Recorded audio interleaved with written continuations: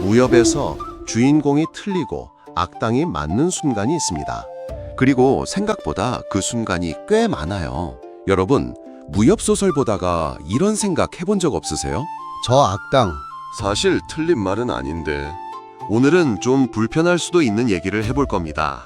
무협 세계에서 주인공한테 박살나는 빌런들. 근데 그 빌런들 주장을 가만히 들어보면 이거 틀린 말이 아닌데 싶은 순간들이 있거든요. 오늘은 그 순간들을 탑5로 뽑아봤습니다. 단 먼저 말씀드리면 이건 어디까지나 무협소설 설정 안에서의 이야기입니다. 픽션 세계관을 분석하는 거예요. 현실의 가치 판단과는 다를 수 있고요. 이 점 꼭 기억해 주시면서 봐주세요. 자, 시작합니다. 5위부터 가볼게요. 제목은 이겁니다. 무림맹은 과연 정의로운가? 무협 소설 보면 무림맹이라는 조직이 자주 나오죠. 정파의 연합체, 쉽게 말하면 무림 세계의 정부 같은 존재입니다. 그런데 빌런들이 꼭 하는 말이 있어요. 무림맹은 기득권의 집합체일 뿐이다. 처음엔 그냥 악당의 변명이구나 했는데 무협 소설 설정을 찬찬히 들여다보면 이게 꽤 설득력 있는 주장이에요. 무림맹에 가입되는 문파들 어디냐면 소림, 무당, 화산, 곤륜 이런 초대형 문파들이 주도권을 쥐고 있는 경우가 대부분입니다. 소규모 문파나 독립 고수들은 발언권이 없어요. 무림맹이 정사대전을 선포하면 소문파들은 무조건 참전해야 하는 구조이고 그 피해는 약한 쪽이 다 뒤집어쓰게 되어 있는 거죠. 무협 소설 설정 안에서 이야기하는 거지만 이건 강대국 중심 국제기구 구조랑 묘하게 닮아있지 않나요? 빌런이 무림맹을 무너뜨리겠다고 할 때 독자 입장에서는 악당이라고 읽히지만 그 빌런 출신이 변방의 소문파 출신이거나 무림맹에게 억울하게 문파가 무너진 케이스라면 얘기가 달라지죠. 여기서 포인트는요. 무협 세계에서 정의라는 게 사실 힘 있는 자의 논리와 굉장히 가까운 자리에 있다는 겁니다. 이걸 꿰뚫어보고 있던 빌런들. 단순히 나쁜 놈이라고 보기엔 좀 아까운 캐릭터들이 많아요. 4위입니다. 마교는 왜 항상 악당인가? 무협 좀 보신 분들은 아실 거예요. 마교 혹은 마도라는 개념이 나오면 일단 적으로 분류되는 경우가 많습니다. 그런데 마교 빌런들이 하는 말 중에 이런 게 있어요. 우리가 마라고 불리는 건 정파가 그렇게 정해놓았기 때문이다. 이게 사실입니다. 무협 소설 설정에서 마공이란 건 대체로 금기시된 수련 방식을 말해요. 감정을 억누르지 않고 오히려 폭발시켜서 내공을 끌어올리거나 정파에서 금지한 방식으로 경지를 높이는 것들이죠. 그런데 생각해보면 이 기준을 누가 정했냐는 게 중요합니다. 소림이나 무당 같은 정파 대문파들이 이건 올바른 무공, 이건 사악한 무공이라고 분류해 놓은 거거든요. 실제로 신무협 계열 소설에서 마교 출신 주인공이 늘어난 것도 이 맥락이에요. 독자들이 마교가 진짜 악인가라는 질문을 스스로 하기 시작한 거죠. 마교도 나름의 질서가 있고 나름의 가치관이 있고 나름의 역사가 있는데 그게 정파의 기준에 맞지 않다고 악으로 규정된 측면이 분명히 있습니다. 한번 생각해 보면요. 여러분이 만약 무협 세계에 태어났는데 마교 구역에서 자랐다면 그 세계에서 배운 무공이 마공이라면 그게 여러분 잘못인가요? 이게 마교 빌런들에게 감정이입이 되는 포인트인 거죠. 3위. 여기서부터 좀 진짜 논란입니다. 강자 독식. 이게 무림의 진짜 진리 아닌가? 무협에서 이런 빌런이 있습니다. 절대 강자가 되면 모든 게 허용된다. 약자는 강자에게 종속되는 게 자연의 이치다. 이런 논리를 가진 빌런들이요. 처음엔 전형적인 악당 마인드네 라고 보이죠. 그런데 무협 소설 설정안을 잘 보면요. 이 논리가 틀렸다고 반박할 수 있는 근거가 생각보다 적습니다. 무협 세계는 기본적으로 힘의 논리가 지배하는 세계입니다. 무공이 강한 사람이 약한 사람을 제압하고 강한 문파가 약한 문파를 흡수하거나 무너뜨리는 일이 비일비재하게 묘사되죠. 법이 있긴 하지만 강자 앞에서 그 법이 얼마나 유효한지는 무협소설 보신 분들은 아실 거예요. 주인공도 결국 강해지기 위해 수련하고 강해져서 적을 제압합니다. 빌런과 주인공의 차이는 철학이 아니라 방향이에요.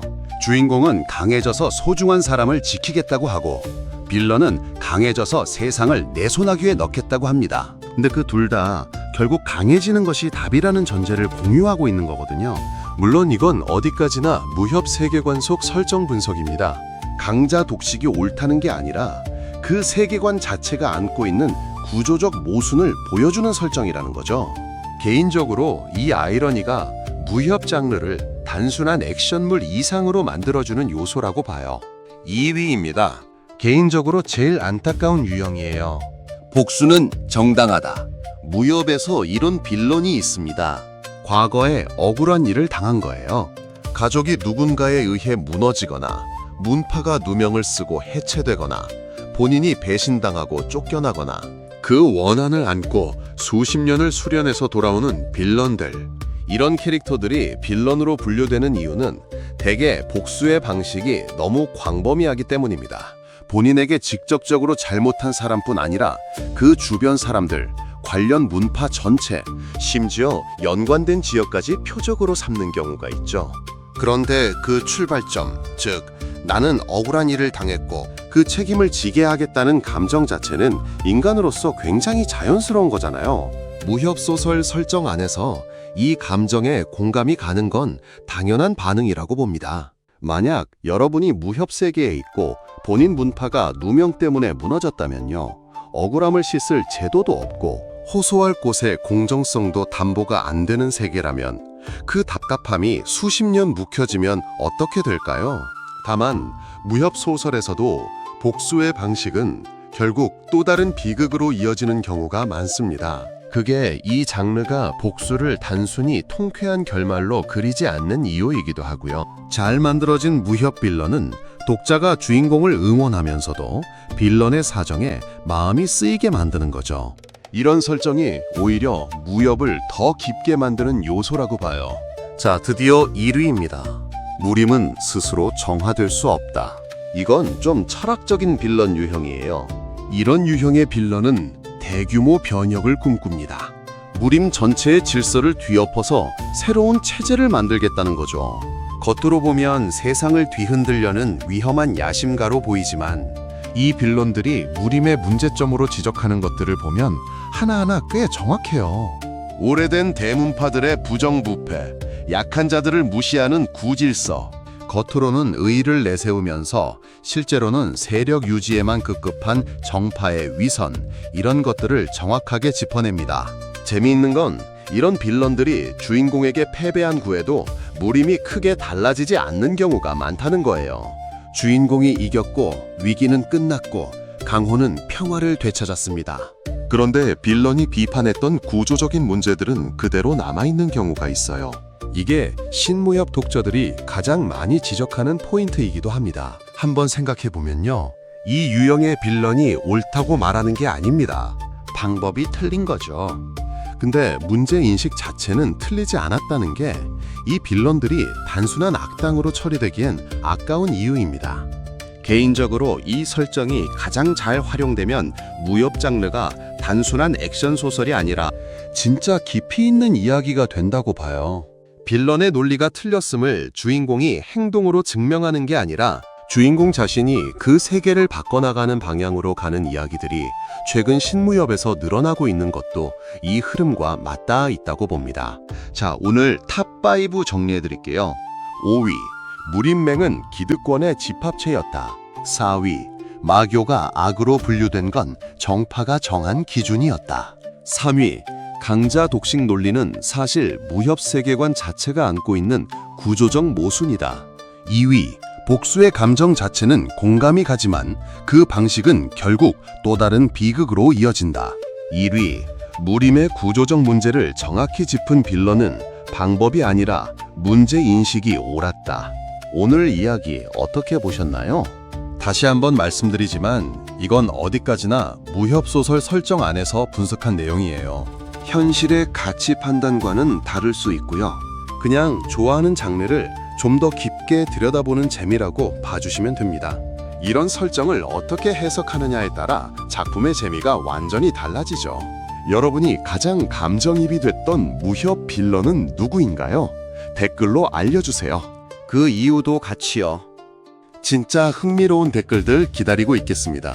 이런 무협 설정 분석 컨텐츠가 재미있으셨다면 구독이랑 좋아요 한 번씩만 눌러주세요.